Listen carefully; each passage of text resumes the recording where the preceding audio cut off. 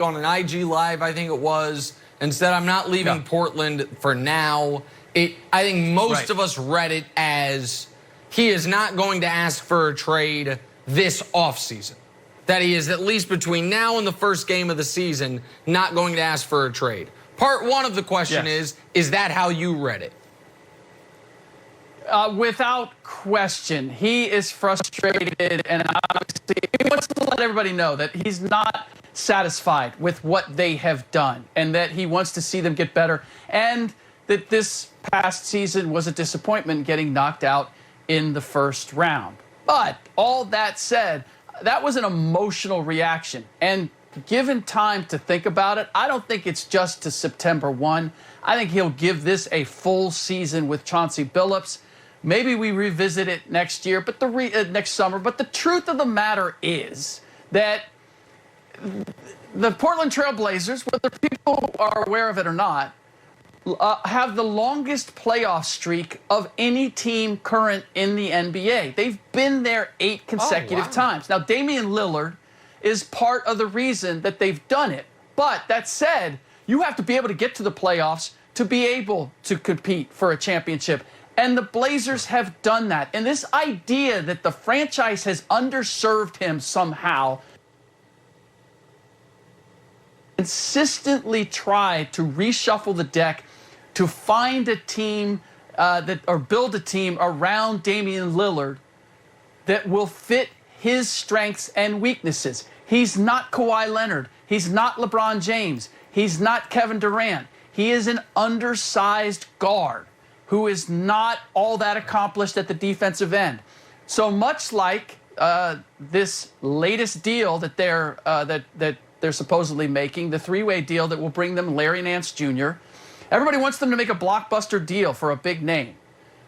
That's not what you need around Damian Lillard. You need defensive wings, and you need shot-blocking centers. It's not their fault that Yusuf Nurkic got hurt. They brought in Enes Kanter. That didn't work. They're bringing in another one, Cody Zeller, if I'm not mistaken. They brought in Robert Covington. They brought in Norman Powell. They've tried to build a team around Damian Lillard, and they will continue to try to do that. And if you're on a team where they're not trying and they're not paying attention to you and they're not treating you like the face of the franchise, then there's all kinds of reasons for Damian Lillard to leave. But that's not how the Portland Trail Blazers have treated him, and that's not how they've operated. And so I believe that his reaction, that I want to be dealt, was really an emotional reaction to the disappointment of the season, not a level-headed look at what he has and what he would potentially lose if he went someplace else. And I think it also was a bit of an emotional reaction to how brilliant he was in that series, and they still lost.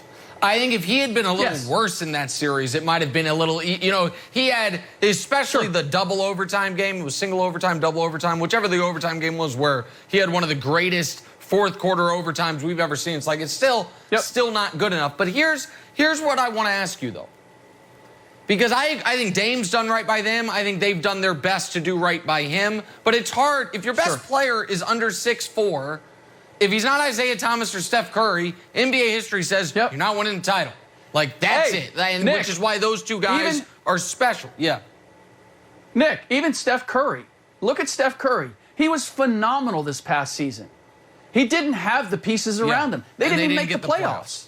Correct. So they didn't make the playoffs. So the question that I have, hold on. So the question that I have is this: if you're a Blazers fan, and your one goal is, I want to win a championship in the next 15 years.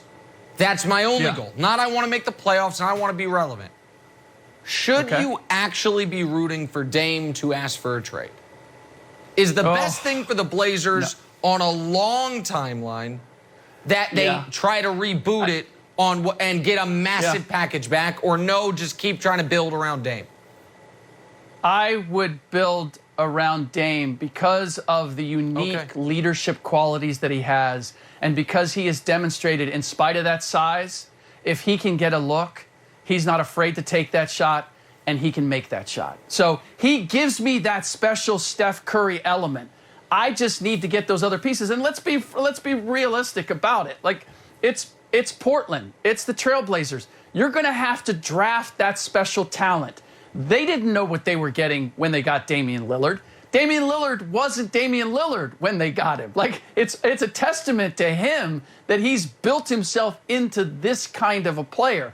And the way the game has changed has benefited a little bit too. But I just don't, a face of the franchise that is everything that Damian Lillard is, that you can count on to do the right thing and to lead your team and to work as hard as he can to be the player. Like, there are so many intangibles with Damian Lillard that I might get a better talent.